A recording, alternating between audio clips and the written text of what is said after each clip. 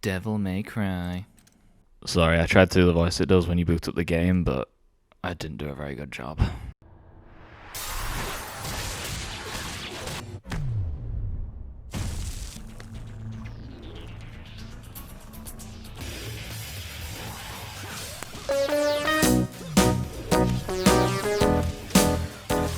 Yeah, it took Devil May Cry 3 a solid 1.5 minutes to be better than Devil May Cry 2. And 1. I mean, this opening scene is just fucking legendary, man, in every sense. I mean, if you asked me to describe DMC, like, the vibe of the franchise as a whole, I'd use this. I'd just use this scene. Like, this 2-minute segment of Dante doing all this shit sums it up perfectly. This was when the identity of Devil May Cry was fully realized, because while DMC 1, Dante was, you know, pretty cool and stylish and all that, and DMC 2, he was fucking boring. But this game, this is Devil May Cry. This is Devil May Cry. I mean, DMC 2 was a travesty in every sense. I'm sure many of you will have seen my video covering Devil May Cry 2. It's not a very good game, because in this game, you can actually hit the enemies. You know, you don't have things in the sky that you can't fucking reach without, you know, without only using a gun. You can actually hit the enemies, so that's cool, that's nice. No, but yeah, the combat's really good in Devil May Cry 3. It is fantastic.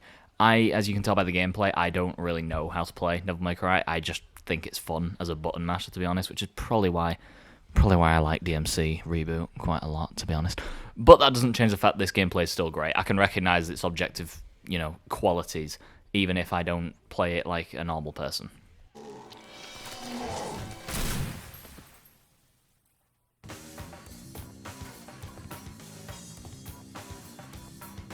I can already tell. Looks like this is gonna be one hell of a party! Dude, I felt this aura like 10 minutes before this scene happened. That's just fucking crazy. DMC 3 isn't only good because it's a well-playing action game, but it's also really good because it's a good story. It's a good origin story for Dante and Virgil, because while Virgil was technically in DMC 1, he wasn't, okay? He's a new character as far as everything's concerned, and he's a well-written one at that.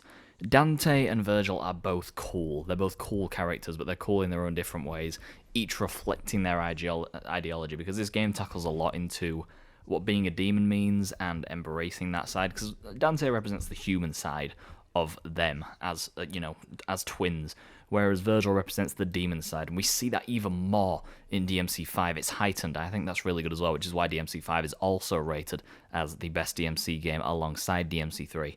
But I just think it's really interesting how they handle that, because that is what the themes of the game series at large are ultimately about, and I think DMC 3 is the first game in the series that truly realised what the series was always supposed to be about. Because DMC 1, while it kind of did that, it was never to this extent. It was never handled as well as DMC 3 did it, and once DMC 3 did do it, it became very clear what this series is all about.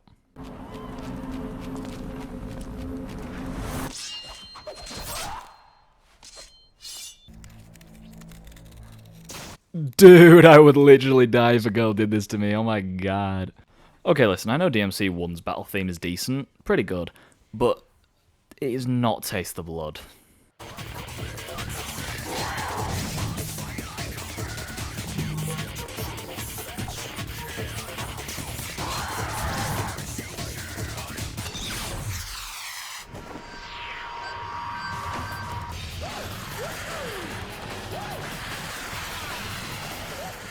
There's legitimately nothing critical or interesting to say about this. This is just fucking cool.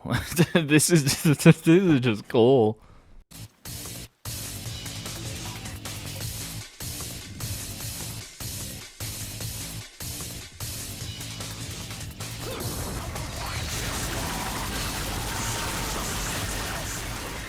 Again, zero need to do any of that. He just did it because it's fucking cool. Women to shudder. That's how girls talk about me, usually. Like, most of the time. He's my father. Besides, who else can undo what he's done? A demon like you wouldn't understand. Yes, one thing that's pretty interesting about Lady is she's not only good as a character, but Lady also kind of acts as, I guess, the spectator of Dante and Virgil, because she witnesses both sides of that coin. And then at the end, as we see, comes to realise that devils can cry. In fact, devil may cry. Oh my god. And then Arkham's just boring.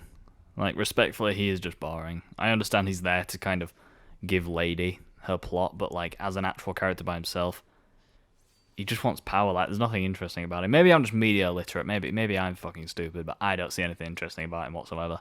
He's just kind of there. He's just there. Dude, my father wasn't so hideous. Can't you tell by looking at me? Well, yeah, I can tell, because I'm literally jerking off right now. I can show you if you want. Jackpot.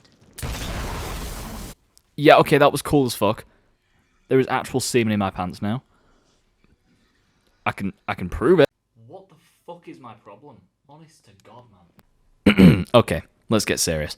Why is Devil May Cry 3 one of the most beloved action games of all time? Why is it so revered?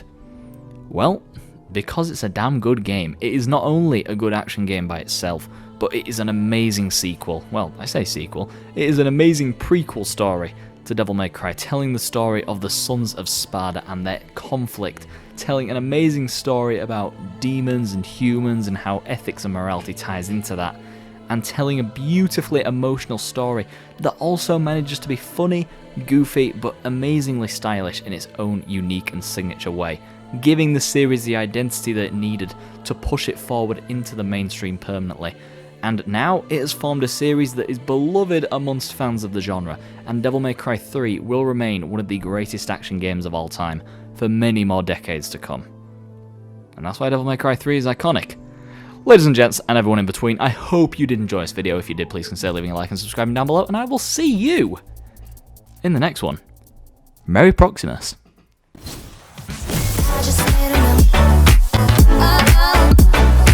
I just made